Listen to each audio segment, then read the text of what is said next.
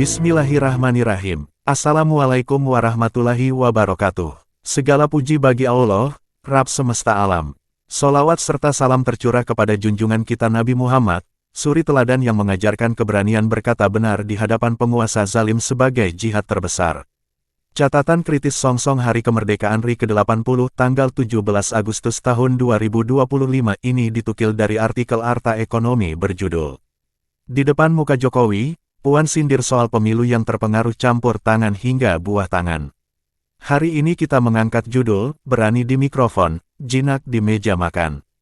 Judul ini menangkap ironi panggung kekuasaan, sindiran keras terdengar gagah di hadapan publik, seolah melawan arus, namun ketika tirai politik ditutup, semua kembali duduk manis di meja perjamuan yang sama. Fenomena ini mengundang tanya, apakah keberanian itu lahir dari nurani bebas, atau sekadar retorika aman yang dirancang untuk membangun citra? Bukankah seperti wayang yang memainkan peran antagonis di panggung, tapi tetap satu keluarga dengan dalangnya?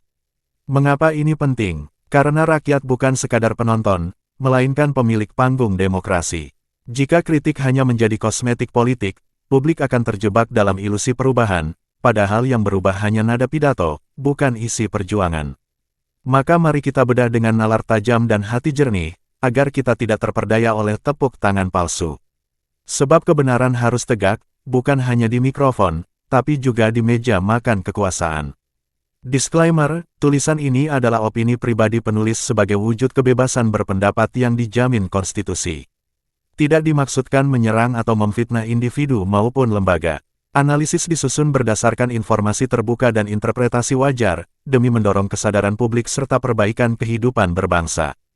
Untuk itu mari mentaniat, jernihkan pikiran, sucikan hati, yuk kita simak dengan bismillah. 1. Tamparan di ruang tertib. Tidak banyak momen di mana udara ruang kenegaraan yang penuh tata krama itu pecah oleh kata yang membuat dada bergetar. Tepat di hadapan presiden, di tengah sorotan kamera dan pandangan ribuan mata, seorang tokoh perempuan dari lingkar terdekat kekuasaan melontarkan kalimat yang menusuk, "Pemilu kita terpengaruh campur tangan dan dihiasi buah tangan." Bagi sebagian rakyat, ini terdengar seperti tamparan di siang bolong, berani, tegas, dan menantang arus. Tetapi di balik sorak kagum dan tepuk tangan, terselip keraguan, apakah ini benar-benar keberanian yang lahir dari nurani bebas, atau justru bagian dari skenario panggung yang dirancang untuk memoles citra. Politik memiliki bahasa tubuhnya sendiri. Tidak semua tatapan sinis berarti permusuhan, dan tidak semua sindiran berarti perlawanan. Terkadang, justru sindiran dari orang terdekat adalah cara paling aman untuk menunjukkan drama demokrasi tanpa benar-benar mengganggu keseimbangan kursi kekuasaan. Paradoks itu tampak jelas di sini, kritik yang seolah menghentak, namun dilontarkan dari kursi yang sama, di meja yang sama, bahkan di rumah politik yang sama. Ibarat seorang pemain wayang yang memainkan peran antagonis dengan suara lantang, namun tetap patuh pada kendali dalang yang berada di belakang layar. Pertanyaannya bukan hanya apa yang diucapkan, tetapi mengapa dan untuk siapa kata itu dilontarkan. Sebab keberanian sejati tidak diukur dari volume suara di mikrofon, melainkan dari langkah yang berani keluar dari zona nyaman, meski risiko kehilangan kursi begitu nyata. 2. Panggung keluarga, dapur kekuasaan. Di dunia politik, darah dan kekuasaan sering terjalin seperti dua benang sutra yang saling menguatkan dan saling mengikat. Hubungan keluarga di lingkar inti kekuasaan adalah arena paling sulit ditembus, karena di dalamnya, perbedaan pendapat bisa menjadi sekadar bumbu yang disajikan demi menambah selera publik. Ketika kritik lahir dari satu meja makan, publik tak punya banyak pilihan selain bertanya, ini perlawanan sejati atau permainan citra? Dalam politik keluarga, garis darah sering menjadi jaring pengaman yang membuat serangan di depan publik tidak pernah benar-benar menusuk jantung kekuasaan. Di mata rakyat, adegan itu terlihat seperti duel sengit, tokoh berbicara dengan nada tinggi, kamera menangkap ekspresi tegang, headline media memanaskannya.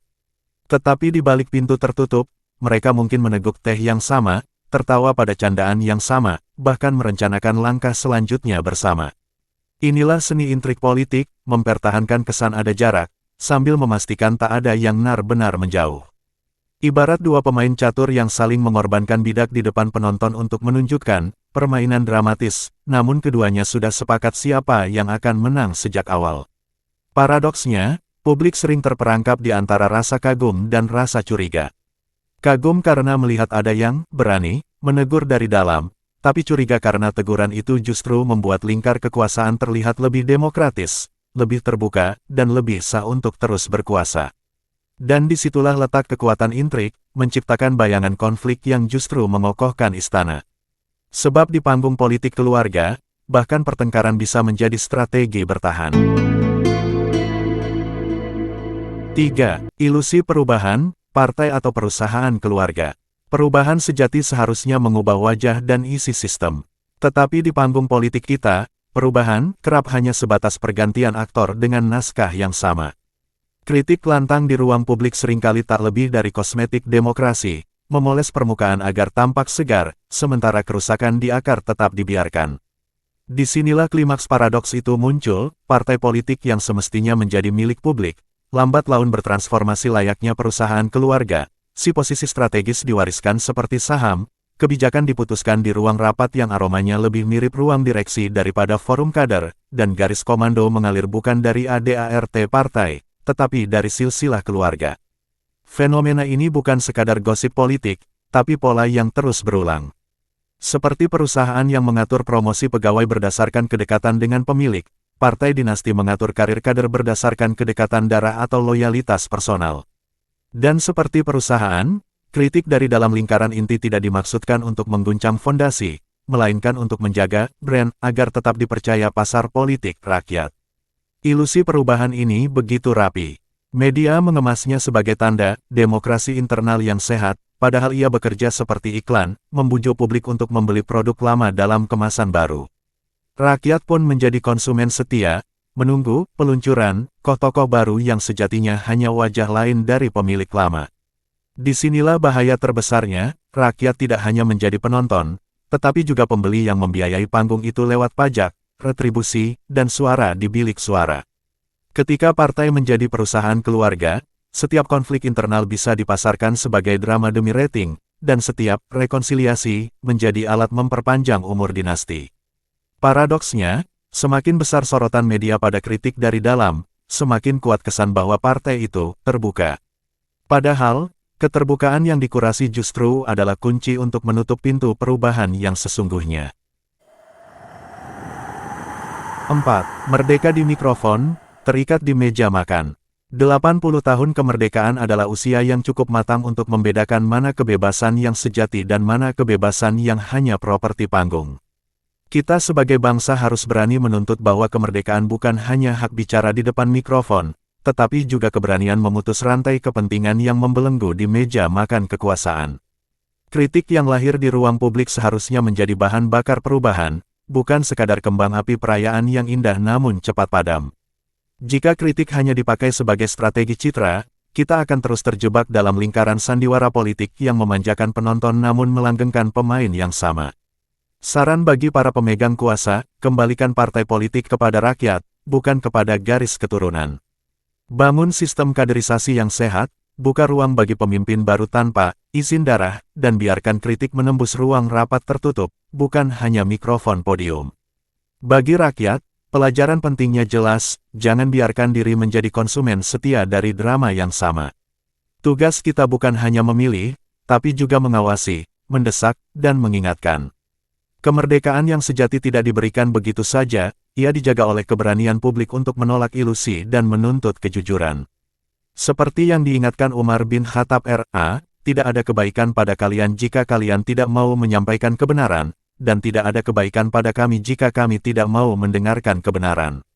Disclaimer, tulisan ini adalah opini pribadi penulis yang disusun berdasarkan sumber terbuka, termasuk artikel Arta Ekonomi berjudul, Di Depan Muka Jokowi, Puan sindir soal pemilu yang terpengaruh campur tangan hingga buah tangan, sebagai catatan kritis menyongsong Hari Kemerdekaan RI ke-80 tanggal 17 Agustus tahun 2025. Tidak dimaksudkan menyerang atau memfitnah individu, lembaga tertentu. Semua analisis merupakan interpretasi wajar demi mendorong kesadaran publik dan memperbaiki kualitas demokrasi.